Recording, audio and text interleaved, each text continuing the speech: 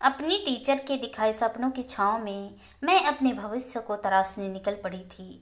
दिन रात की मेहनत रंग लाई। मुझे आईआईटी इंट्रेंस में इतना अच्छा रैंक मिला कि मुझे आईआईटी दिल्ली में एडमिशन के साथ स्कॉलरशिप भी मिल गई थी। अपनी परेशानियों में गुम मैं सड़क के किनारे फुटपाथ पर चली जा रही थी। नागपुर के एक छोटे से गांव से दिल्ली में पढ़ने आई। मेरी जिंदगी की गाड़ी बड़ी परेशानी बाद मुश्किल से पटरी पर आई थी। एक टूटी हुई शादी और जन्म के साथ मिली गरीबी के अभिशाप से उबरने का एक ही तरीका मुझको समझ आया था, और वह थी शिक्षा। अपनी जिंदगी को अगर अपने बलबूते पर संवारना है तो शिक्षा से बड़ा कोई साधन नहीं है। इसलिए अपने सारे सामर्थ्य को समेटकर मैंने किसी तरह अपने लिए दिल्ली की एक ट्रेन का टिकट और अपने कॉलेज की पहले सेमेस्टर की फीस जुटाई थी। माता पिता ने भी अपनी उम्मीदों की गठरी मेरे नाजुक कंधों पर रखकर एक बार फिर मुझे विदा कर दिया था। आज से कुछ साल पहले जब मैं 18 साल की थी, उसी छोटी सी उम्र में ससुराल वालों के अत्याचारों से तंग आकर मैं मैके लौट आई थी, तो मुझे माँ बाप से ज़्यादा सहारा मेरी पुराने स्कूल टीचर सालू मैडम ने दिया था।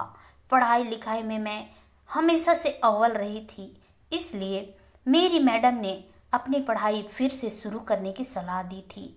शादी के बाद पढ़ाई बीच में छूट जाने के कारण मैं अपनी कक्षा के बाकी स्टूडेंट्स से कुछ साल बड़ी थी, लेकिन इस वजह ने मुझे पढ़ाई के प्रति गंभीरता में बढ़ा ही दिया था।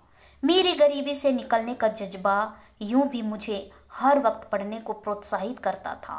12वीं कक्षा में जब मैंने टॉप किया तो सालू मैडम ने ही सुझाया था कि मुझे एक साल जी जान से आईआईटी के एंट्रेंस एग्ज़ाम की तैयारी करनी चाहिए और अगले साल कंपटीशन में बैठना चाहिए। एक बार आईआईटी में एडमिशन हो गया तो फिर कभी पीछे मुड़कर नहीं देखना पड़ेगा। जब हाथ में आईआईटी की डिग्री होगी तो नौकरी तो पीछे पीछे आएगी। अपनी टीचर के दिखाए सपनों की छाँव में मैं अपने भविष्य को तराशने निकल पड़ी थी। उसकी दिन रात की मेहनत रंग लाई। मुझे आईआईटी की एंट्रेंस में इतना अच्छा रैंक मिला कि मुझे आईआईटी दिल्ली में एडमिशन के साथ स्कॉलरशिप भी मिल गई थी। स्कॉलरशिप को जारी रखने के लिए मुझे हर सेमेस्टर में बेस्ट ग्रेड लाने थे, और उसका एक ही तरीका था, मेहनत और सिर्फ मेहनत। सवाल संघर्ष करने का था। इसलिए ये स्कॉलरशिप मेरी जुनून नहीं, ज़रूरत थी। ये मेहनत मेरी ज़िंदगी की कुंजी बन गई। सब कुछ ठीक ही चल रहा था। मैं अपना सारा खर्च छोटी मोटी ट्यूशन और स्कॉलरशिप से निकाल लेती थी। हालांकि घर जाने का टिकट मैं पिछले 3 सालों में एक बार भी नहीं जुटा पाई थी। दिल्ली जैसे महंगे शहर में खाने रहने का भी अच्छा खासा खर्च आता था। अब तो बस आखिरी साल बचा था, फिर मैं इंजीनियर बनकर ही अपने घर जाने वाली थी।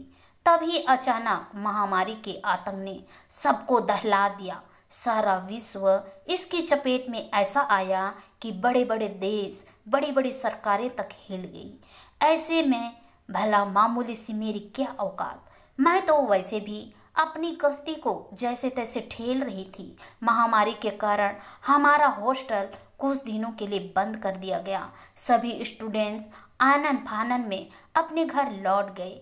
हॉस्टल खाली हो गई। पढ़ाई का नुकसान ना हो इसलिए क्लासेस भी ऑनलाइन कर दी गई। मुझ पर तो जैसे मुसीबतों का पहाड़ ही टूट पड़ा। हॉस्टल खाली करे तो रहें कहाँ, घर वापस जाएं तो जाने का किराया कहाँ से लाएं। अगर किसी से पैसे उधार लेकर किराया जुटा भी लें तो घर जाकर अपनी ऑनलाइन क्लासेस तो मैं बिल्कुल नहीं कर पाती। मेरे माता पिता की उस झुग्गी में इंटरनेट का कनेक्शन लेना और लैपटॉप खरीदना यह तो मेरे लिए हाथी का पांव उठाने के बराबर था। यहाँ तो किसी तरह लाइब्रेरी में बैठकर नोट्स बना लेती थी और फिर ज़रूरी कामों के लिए अपने रूममेट का लैपटॉप इस्तेमाल कर लेती थी। लेकिन अब कहाँ जाएं, क्या करें, इसी उधेड़-बुन में मैं अपने कॉलेज से निकलकर सामने वाली सड़क के किनारे फुटपाथ पर चली जा रही थी कि तभी मेरी नज़र एक छोटे से बच्चे पर पड़ी जो सड़क के बीचों बीच चल रहा था। मैं इधर उधर देखी, लेकिन मुझे बच्चे के आसपास कोई भी दिखाई नहीं पड़ा। ये बच्चा कहाँ से आया, किसका बच्चा है? मैं सोच ही रही थी कि सामने से स्पीड से आती एक कार को देखकर मैं घबरा गई। मैं दौड़कर उस बच्चे को गोद में उठा लिया और फुटपाथ पर आ गई। फुटपाथ पर आकर मैं आते जाते लोगों से पूछने लगी, अरे भाई, ये बच्चा किसका है? फिर मैंने सड़क के दूसरी ओर बने घरों की तरफ देखते हुए अपना सवाल जोर से दोहराया, लेकिन कहीं से कोई जवाब नहीं आया। अब मैं बच्चे की ओर देखी। गोल मटोल सा कोई 1.5-2 साल का बच्चा होगा।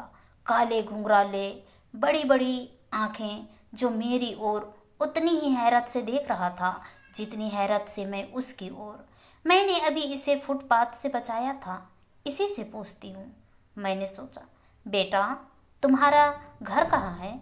उसने सामने की ओर उंगली से इशारा किया और बोला, दीदी। मुझे दीदी बुला रहा है शायद, मैंने सोचा और खुशी से उसे एक प्यारी सी किस्सी कर दी। अब मैं उस बच्चे को गोद में उठाई सड़क की दूसरी ओर लाइन से बने मकानों की ओर चल पड़ी। मैंने फिर बच्चे से ही पूछा, बेटा, तुम्हारा घर कौन सा है? उसने फिर एक और उंगली करके कहा, दीदी। अब ये दीदी क्या है यार? मैंने अपना सिर खुजाया। फिर मैं उसकी उठी हुई उंगली की तरफ देखा तो पाया कि वहाँ एक घर का दरवाज़ा खुला था। मैं उसी ओर बढ़ गई। वहाँ पहुंचकर मैं खुले दरवाजे को धीरे से नॉक किया और कहा, हेलो, कोई है? लेकिन कोई नहीं आया। अब मैं धीरे धीरे घर के अंदर आ गई और फिर आवाज़ लगी, हेलो, कोई है? ये बच्चा आपका है क्या? कोई जवाब नहीं। अब मैं उस कमरे पर नज़र डाली। मैंने देखा कि एक कीमती सामान से भरा एक विशाल ड्राइंग रूम था जो पूरी तरह फैला हुआ और बेहतरीन हताब में था। तभी मेरी नज़र कमरे में एक कोने में अपने खिलौने फैलाकर बैठी एक करीब 4-5 साल की बच्ची पड़ी। उस बच्ची को देखते ही ये बच्चा मेरे गोद से उतरकर दीदी दीदी बोलता हुआ उसकी ओर दौड़ पड़ा। ओए, ये है इसकी दीदी, मैंने कहा। फिर मैं उस बच्ची से बोली, बेटा, तुम्हारी मम्मी कहाँ है? उनको बुला दो जरा। नहीं है, उसने अपने खेल से ध्यान हटाए बगैर लापरवाही से कहा। कहाँ गई है? कोई जवाब नहीं आया। हेलो, घर में कोई है? मैंने खुद ही आवाज़ लगाई, लेकिन फिर भी कोई जवाब नहीं मिला। हे, बच्ची ताली बजाकर हंसती हुई बोली, मैंने कहा था ना, नहीं है। देखा, तुम्हारी कच्ची हो गई। अब वह बच्चा भी ताली बजाने लगा। तो फिर कहाँ गई है तुम्हारी मम्मी? मैंने प्यार से पूछा। भगवान जी के पास गई है, बच्ची ने बिना अपने डोल से नजर उठाए बड़ी सहजता से कहा। क्या? सुनते ही मेरी आंखें फटी की फटी रह गई। मैं बोली, ये क्या कह रही हो बेटा? ऐसे नहीं बोलते, गलत बात है। तभी बच्ची के पास पड़ा सेल फोन बज उठा और बच्ची ने फ़ोन उठाकर, हेलो पापा। हेलो बेटा, कैसा है मेरा बच्चा? गोलू कहाँ है? फ़ोन का वॉल्यूम काफ़ी तेज़ था, इसलिए मैं उनकी बातें आराम से सुन पा रही थी। यही है पापा, आंटी के साथ अभी आया है, बच्ची ने बड़ी सहजता से कहा। आंटी? कौन आंटी? गोलू उसके पास कैसे पहुंच गया? कहाँ है वो आंटी? उसके पापा की चिंता फ़ोन में से टपक रही थी। यही है पापा। बच्ची ने अपनी गुड़िया से ध्यान हटाकर मेरी ओर देखा। उसको फ़ोन दो। बच्ची के पापा का पारा काफ़ी हाई हो चुका था। ठीक है पापा कहकर बच्ची ने फ़ोन मेरी ओर बढ़ाया। मैंने कहा, हेलो, कौन हो तुम और मेरे घर में क्या कर रही हो? मेरे बेटे को कहाँ ले गई थी तुम? मैं तुम्हें छोड़ूंगा नहीं, निकलो निकलो वहाँ से। वह शख्स एक सांस में बोलता जा रहा था। उसकी परेशानी की ऊंचाई उसकी आवाज़ बता रही थी। शांत शांत हो जाइए आप। उसकी धारा प्रवाह सवालों को बांध लगाते हुए मैंने कहा, देखिए, पहले तो आपके दोनों बच्चे सही सलामत हैं। दूसरी बात, मैं कोई चोर या उठाईगिरी नहीं हूँ, कहकर मैंने सारी कहानी ज्यों की त्यों उसे बता दी। लेकिन वह शख्स अभी भी संतुष्ट नहीं था। वह तुरंत बोला, मैं अभी आ रहा हूँ, मेरी फैक्ट्री पास में ही है, तुम रुको वहीं, मैं आकर देखता हूँ। वह शख्स गुस्से से उबलते हुए बोला, हाँ हाँ, आप आ जाइए, मैं यहीं हूँ, कहकर मैंने फ़ोन रख दिया। क्या मुसीबत है यार, मैं तो भलाई करने चली थी, यहाँ तो उल्टा मैं ही फंस गई। मैं बड़बड़ाई उधर अपनी फैक्ट्री में बच्चों को। पापा, जिसका नाम देव था, उसने जल्दी से कार की चाबी उठाई और अपने मैनेजर्स के केबिन में जाकर बोला, अजय, मैं घर जा रहा हूँ, जल्दी आ जाऊँगा। फिर तेजी से अपनी कार की ओर बढ़ा। कार स्टार्ट करके वह खुद पर ही झल्लाकर बड़बड़ाता जा रहा था, क्या प्रॉब्लम है यार, ये औरत घर में कैसे आ गई? एक तो ये गोलू ने भी जब से नया नया दरवाज़ा खोलना सीखा है तब से डर ही नहीं लगा रहता है। कितना समझा कर आया था कि दरवाज़ा नहीं खोलना, मेरे पास तो चाबी होती ही है, तो मैं खुद दरवाज़ा खोल लेता हूँ। और फिर वक्त ज़रूरत के लिए एक चाबी पड़ोस वाली आंटी को भी दे रखी है। लेकिन ये कौन सी आंटी घर में घुस आई है यार? करीब 10 मिनट में देव घर पहुंचा और घर के खुले हुए दरवाजे पर खड़ा। ये देखकर हैरान रह गया कि मैं ना तो डरी और ना ही अब तक भागी थी, बल्कि बड़े आराम से बच्चों के साथ खेलते हुए उन्हें खाना खिला रही थी। छोटा गोलू मेरे पीठ पर लटका हुआ था और पिंकी सामने बैठी थी। हम सब खाना खाते खाते लूडो खेल रहे थे। यह देखकर वह ठिठक गया। उसका गुस्सा भी थोड़ा शांत हुआ और उसके माथे की चढ़ी हुई त्योरियां भी थोड़ी नीचे खिसक गई। लेकिन वह समझ नहीं पा रहा था कि ये हो क्या रहा है, ये लड़की कौन है, क्यों है, मेरे बच्चों से इसका क्या लेना देना है। फिर एक लंबी सांस लेकर वह घर में दाखिल हुआ और सीधा अटैक करते हुए बोला, ये लड़की आस्था नाम है मेरा। देव की बात बीच में ही काटते हुए मैं बोली, हाँ हाँ वही आस्था, कौन हो तुम और यहाँ किस इरादे से आई हो?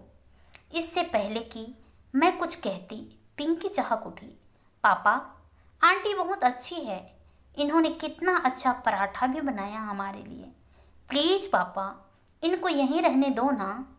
बेटा तुम अंदर जाओ, गोलू को भी ले जाओ, पापा अभी आते हैं, रवि ने पिंकी से कहा। ओके पापा। हाँ तो अब तुम बताओ कि तुम यहाँ क्या कर रही हो? देव ने मुझसे पूछा। जी, जैसा कि मैंने आपको फ़ोन पर बताया था, मैंने आपके बेटे को अकेले सड़क के बीचों बीच पाया था, जो एक कार के नीचे करीब करीब आ ही चुका था।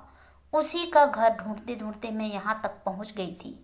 अब अगर किसी की जान बचाना आपकी नज़र में गुनाह है तो होगा, लेकिन मेरी नज़र में नहीं है।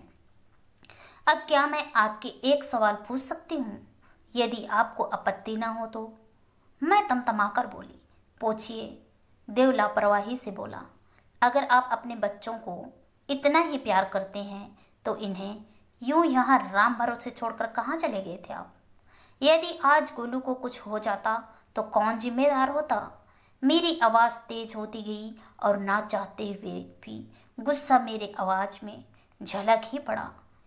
इनकी मम्मी भी यहाँ नहीं थी, है कहाँ इनकी मम्मी? मैंने चारों ओर नज़र दौड़ाते हुए पूछा। इस सवाल ने देव के मजबूती से बंधे भावुकता के बांध पर जैसे सीधा वार किया और वह आंखों के रास्ते बह निकला। यह देखकर मैं थोड़ी विचलित हो गई। मैं देव का हाथ पकड़कर सोफे पर बिठाया और उसे पानी का गिलास पकड़ाते हुए संजीदगी से बोली, देखिए, मेरा कोई हक तो नहीं बनता आपसे कुछ पूछने का, लेकिन फिर भी मेरा मानना है कि दिल का बोझ हल्का करना हो तो एक अजनबी से बेहतर कोई नहीं होता। पानी का एक घूंट पीकर देव सोफे पर धम से बैठ गया। तभी गोलू आकर मेरे गोद में बैठ गया और पिंकी भी। देव की गीली आंखें देखकर उसकी गोद में सहमी सी चुपचाप लेट गई। पिंकी के बालों में उंगली घुमाते हुए देव जैसे गहरी सपने में बोला, कैसे बताऊं तुम्हें कि कहाँ है इनकी मम्मी? और क्यों है ये दोनों यहाँ अकेले? एक गहरी सांस लेकर वह फिर बोला, कैंसर ने हंसते खेलते घर से मेरी धुरी ही छीन ली।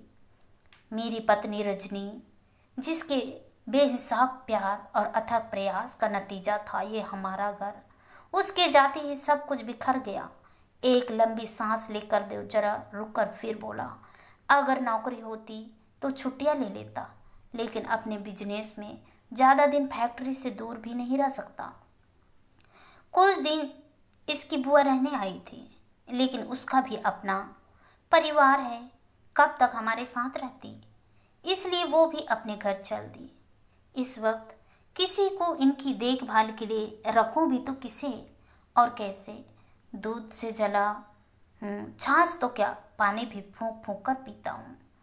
इसलिए बस हर 10 मिनट में घर पर फ़ोन करता रहता हूँ और 2-3 बार घर का चक्कर लगा लेता हूँ। लेकिन इस तरह बच्चों को घर पर अकेला छोड़ना भी तो ठीक नहीं है। मैंने चिंता जताते हुए कहा, अब तुम ही बताओ मैं क्या करूं? किसी को भी घर में बुलाते हुए डर लगता है, क्या पता वह अपने साथ क्या ले आए। देव ने अपनी सबसे बड़ी चिंता बताते हुए कहा, मेरे पास एक समाधान है, अगर आपको ठीक लगे तो। मैंने कहा, और वो क्या? देव का आश्चर्य फिर झलका। मैं आपके बच्चों का ध्यान रख सकती हूँ। मुझे अपने घर में एक कमरा देना होगा और ऑनलाइन क्लास अटेंड करने के लिए एक लैपटॉप की व्यवस्था करनी होगी। कहकर मैंने अपनी सारी कहानी देव को बता दी। लेकिन तुम अपनी पढ़ाई, घर और बच्चे सब एक साथ कैसे संभालेगी? उसकी चिंता आप मत करिए। गरीब की बेटी हूँ, मेहनत करने की आदत है मुझे। विश्वास कीजिए, आपका घर और बच्चे मेरी निगरानी में सुरक्षित रहेंगे। आप चाहें तो मेरा आईडी कार्ड गारंटी के तौर पर अपने पास रख सकते हैं। मैंने अपना बैग खोलते हुए कहा, नहीं आस्था, उसकी ज़रूरत नहीं है। अगर तुम्हारे इरादे गलत होते तो आज तुम कुछ भी कर सकती थी। अब तुम पर इतना विश्वास तो हो गया है मुझे। देव ने झिझकते हुए कहा। इस तरह देव और मैं अंधे लंगड़े जैसी जोड़ी एक दूसरे का सहारा बन गई, जैसे किसी फरिश्ते ने ही हम दोनों को मिलवाया था। अगली शाम देव जब फैक्ट्री से घर वापस आया तो मैं बच्चों के लिए दूध बना रही थी। मैंने दूध का गिलास उन्हें पकड़ाकर दूध पूरा पीने के लिए कहा। पीने में हमेशा नाक मुंह बनाने वाली पिंकी पूरा गिलास दूध गटागट पी गई। उधर दीदी को हराने के चक्कर में गोलू मियाँ भी जल्दी जल्दी अपना गिलास खाली कर रहे थे। देव मुस्कुराते हुए अपने कमरे में चला गया और जब नहा धोकर बाहर निकला तो चाय नाश्ता टेबल पर लगा हुआ देखकर उसकी बातें खिल गई।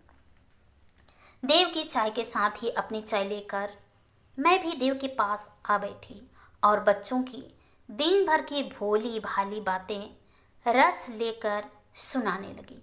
धीरे धीरे देव का बिखरा घर फिर से संवारने लगा।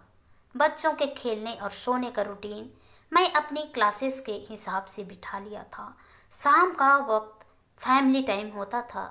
सब साथ साथ लॉन में कभी फुटबॉल खेलते तो कभी ब्लाइंड बॉल। सब शाम का नाश्ता साथ में करते और फिर लॉन में धमाल मचाते। मेरी मौजूदगी में देव के घर के साथ साथ उसके दिल में भी जगह बनाती जा रही थी। मेरे आसपास होना देव को अच्छा लगने लगा था। मैं उनकी आंखों में अपने लिए प्यार देखा था, लेकिन देव ने मुझसे कहा ही नहीं। हो सकता है कि मैं यंग थी और वो 2 बच्चों का बाप था, यही वजह थी शायद। उनके कदम रोक रही थी। मुझे भी अब सब ये से लगाव हो गया था, परंतु मैं भी खुद को रोक लेती थी। महामारी तो आज नहीं तो कल खत्म ही हो जाएगा, फिर क्या होगा जब मैं वापस चली जाऊंगी? यही सोच सोचकर मैं कभी कभी उदास हो जाती और अपने परिवार के अधूरेपन को भरने का ये टेम्परेरी तरीका मुझे कहीं गहरे सताने लगा था। एक दिन देव के चेहरे की उदासी देखकर मैं भी पूछ ही बैठी, क्या हुआ देव साहब, आप इतने उदास क्यों हैं? कुछ नहीं, बस सोच रहा था कि बस कुछ दिन बाद तुम तो हॉस्टल चली जाओगी और हमारी ज़िंदगी फिर से तिनका तिनका हो जाएगी। हाँ तो ये बात है। मैं एक लंबी सांस ली और फिर कुछ सोचते हुए बोली, हाँ जाना तो है ही। देव का सवाल अपना जवाब ढूंढ रहा था। फिर मैं थोड़ा रुक कर बोली, क्यों ना हम एक काम करें। वो क्या? देखो, सुबह पिंकी गोलू स्कूल जाएंगे, मैं कॉलेज और आप फैक्ट्री। फिर ये मेरी ज़्यादातर क्लासेस तो दोपहर तक ख़त्म हो जाती है। क्लास करके मैं घर आ जाऊंगी और गोलू पिंकी को खिला पिला कर सुला दूंगी। फिर बैठकर अपने असाइनमेंट कर लूँगी। फिर शाम को तो आप आ ही जाएंगे। मुझे लाइब्रेरी जाना भी पड़ा तो शाम को चली जाऊंगी। और तुम्हारा हॉस्टल, वह तो छोड़ना ही पड़ेगा। मैं निश्चितता से बोली, हमारे लिए तुम इतना कुछ तो पहले से ही कर रही हो, वो भी बिना किसी स्वार्थ के। अब मैं तुमसे और मदद ऐसे ही नहीं ले सकता। ऐसे ही मतलब ये कि इसके बदले में मैं तुम्हें जो भी देना चाहूँ उसके लिए तुम ना नुकुर नहीं करोगे। देव ने एक एक शब्द पर जोर डालते हुए कहा, क्या देना चाहते हैं आप मुझे? मैंने अदा से अपनी घनी घनी पलकें उठाकर पूछा, तुम ही बताओ ना, तुम्हें क्या चाहिए?